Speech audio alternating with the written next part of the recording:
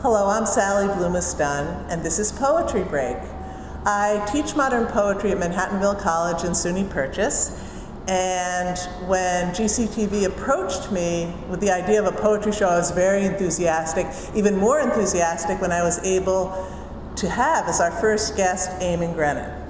Thrilled to have you here, Eamon. Eamon has taught at Vassar College for many years. You were a full professor there? Right. Right. Recently retired, but still teaching at NYU in Columbia. That's it. Was born in Dublin and has a little cottage on the west coast of Ireland where he spends his summers. So you're all around the world. And his, I think, second to last book, Still Life with Water, won the Lenore Marshall Prize, and his latest book, matter of fact, I just had the utter pleasure of reading. It's just out from Grey Wolf Press, so you can get it. I strongly recommend it. And we're very pleased to have you, Eamon. Thank you, Sally. Nice introduction. Okay. Here we are. Here we are. Okay. Okay, so I was hoping that you would read the first book in your poem, Start of March, Connemara, in your book, Good. Matter of Fact. Okay, and Connemara is that west part of Ireland that we were talking about. I'm bi-coastal in some sense. I'm in the northeast here and I'm in the far northwest in Ireland, and I shuttle between. It's in memory of Elizabeth Bishop because I steal a few lines from Bishop, and she's written a poem called The End of March, and it takes place in Maine.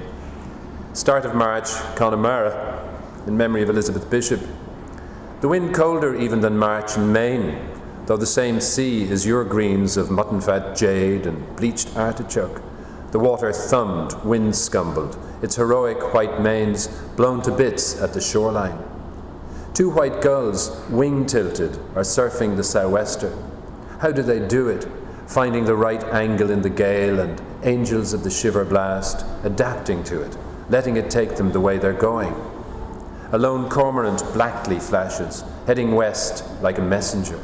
Breasting the choppy wave peaks, he's all purpose and intensity, plunging headlong into his own unknown future, reaching out to it without a thought, while I go back the way I came, along wet sand that's glistening with relief, my own prints erased already, writ in water. Rock and water have to be our elements here, and today's buffeting air, which these rain plovers pay no mind to. A little tribe rising as one, spinning into the wind, whistling their shrill excitement in flight.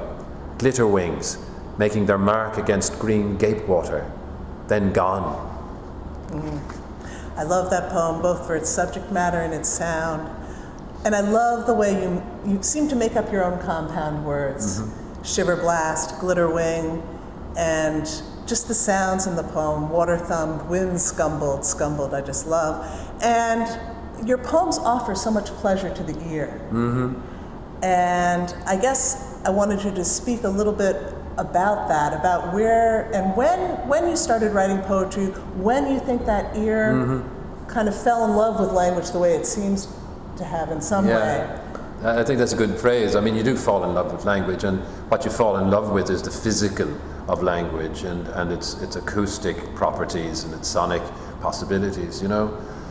For me, probably part of that, just at a fairly technical level, might have been reading, when I was a kid, Irish poetry in Irish, which has a big acoustic quality of assonantal play. So that might have filtered in as a kind of cultural, as a sort of cultural atmosphere, you know, which I then try. But always, I think poetry is concentrated on the language itself. I think that's what people find in some ways. I mean, it says things, but it says things. Mm-hmm. And I think it's the saying, the use of the language, the active of the language, the activity of the language seems to me terribly important. So you play with it.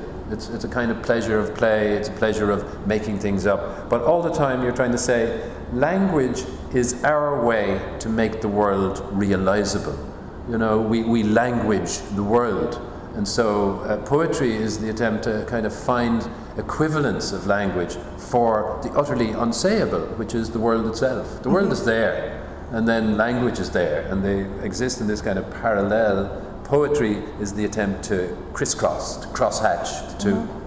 To sort of wrap words around experience which is always fleeting by. Yeah, absolutely. And to register in language a kind of parallel world, a parallel being in some way.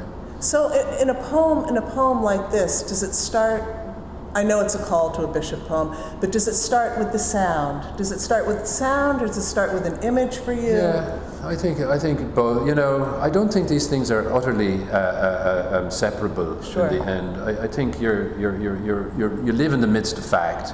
You live in the midst of the real world going on, and you live as a pair of ears. I think poetry is about its own sound, and you're always trying to listen on the one hand to the world, and on the other to the language and its possibility. And so it's the attempt to stereophonically bring these together that makes for the poem. You know? Yeah. I was just rereading your poems yesterday, and I was reminded, when I was very young, I was given some Dylan Thomas poems. Right. There's a man. And I think I was about 10 or 11. I had no idea what was going on in the poem, but I fell in love with the language. And your poems, although I do understand them, I think. Thank God. Thank God. Right. Can be appreciated just for the sheer sound of them. And that's not something that can be said for many poets writing today. In my experience, I just think. I think the poetry I love always has an element of that going on in it. You know, you have a kind of a current running through that's a sort of acoustic current, and I think possibly there's an element of song behind poetry anyway. And I'm not into lyric singing, and I won't sing off this very minute. But it's too early in the morning for one thing, right? But it seems to me we play with language in a kind of lyric, when you're writing lyric poems at least, with the sense that behind it is song in some way. And you're always, I mean, there are much more song-like poets than me, Heaney and Muldoon, for example, in the Irish context. But it is a question of finding something in the language that registers as I am attending to language too. I'm not just trying to say something, I'm trying to say something. Absolutely. That kind of doubleness. You know? Absolutely. So moving from a poem, which to me is so much about sound, to something like The Breakfast Room. Okay. You love to write about painting. And I was hoping you could talk a little about what you think the relationship is between poetry and painting, what draws you to write about it. Yeah, I mean, you know, it's a very old trope and a very old concern, the relation between poetry and painting, but ut pictura poesis, right? Poetry is supposed to be like a picture, but I think there's a major feeling in me of astonishment when I look at paintings, great paintings of Poussin or Cézanne or Bonnard, to how attentive the painter has been to the facts of the world, to the features of the world, to the textures of the world, and how the painting manages to absorb and then abstract such conditions. I just, you know, it's just a pure feeling that for a moment as you enter a painting, you are organized, you are let be into a moment which is found in all its depth, and a sort of spatial, visual, spatial thing that you can engage with at a profound level. Do you want me to read this poem? Absolutely. Will I read The Breakfast Room? No, okay. let's just talk about it. Yeah, right, okay. Right, if I can find it, I will. Well, poetry freezes a moment too, wouldn't you say, or holds a moment? Yeah, I think that's absolutely true.